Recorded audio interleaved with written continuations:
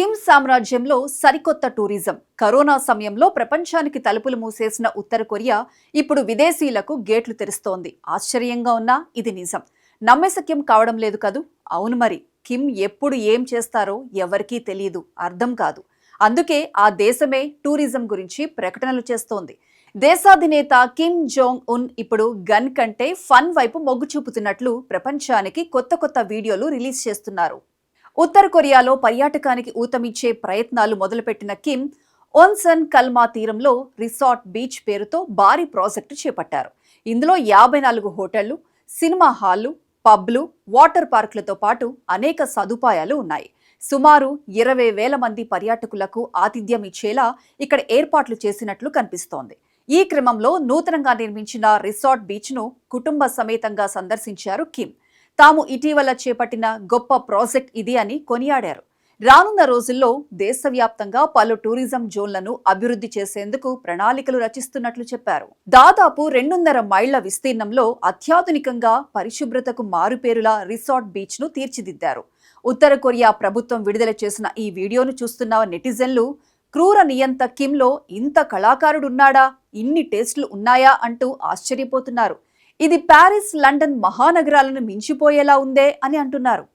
ముఖ్యంగా అరబ్ దేశాలకు ఏమాత్రం తగ్గని రీతిలో పారిశుద్ధ్యానికి పెద్దపీట వేస్తూ కళ్ళు చెదిరే ఏర్పాట్లు చూస్తూ ఇతర దేశాల్లోని పర్యాటకులంతా తమకు ఎంట్రీ ఉంటుందా అని ఆరా తీస్తున్నారు. కిమ్ నిజంగానే ప్రపంచ పర్యాటకులకు తలుపులు తెరుస్తున్నారా, లేక తన మాయా ప్రపంచాన్ని తయారు చేసి తన సత్తా చూడమని చాటుతున్నారా అన్న సందేహాలు వెంటాడుతున్నాయి.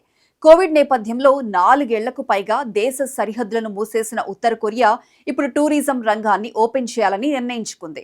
ఈ క్రమంలో ఓన్సన్ కల్మా తీరంలో రిసార్ట్ బీచ్ పేరుతో అంతర్జాతీయ స్థాయిలో భారీ పర్యాటక ప్రాజెక్టును కిమ్ జోంగ్ ఉన్ ప్రారంభించారు. ఇందులో హోటళ్లు, పబ్లు, సినిమా హాళ్లు, వాటర్ పార్కులు, రైలు మార్గం, అంతర్జాతీయ ఎయిర్పోర్ట్ అనుసంధానాలు ఏర్పాటు చేశారు.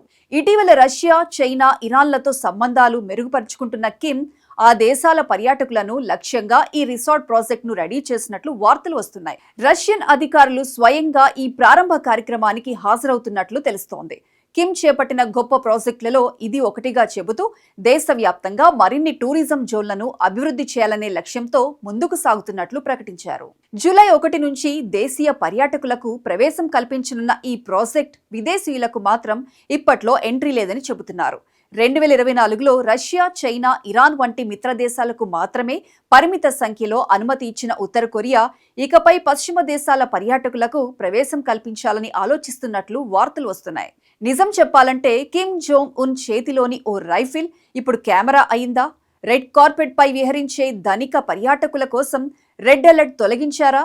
లేదా ఈ రిసార్ట్ బీచ్ ప్రాజెక్టు కూడా ఆ దేశపు ప్రజలకు మాత్రమే పరిమితమయ్యే మరో మాయాజాలమా?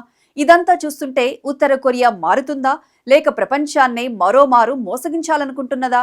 ఆగస్టులో కిమ్ కీలక నిర్ణయం ప్రకటించబోతున్నట్లు కొన్ని విదేశీ మీడియాల్లో కథనాలు వస్తున్నాయి. ఇదే విషయం క్లారిటీ రావాలంటే మరికొద్ది రోజులు వేచి చూడాల్సిందే.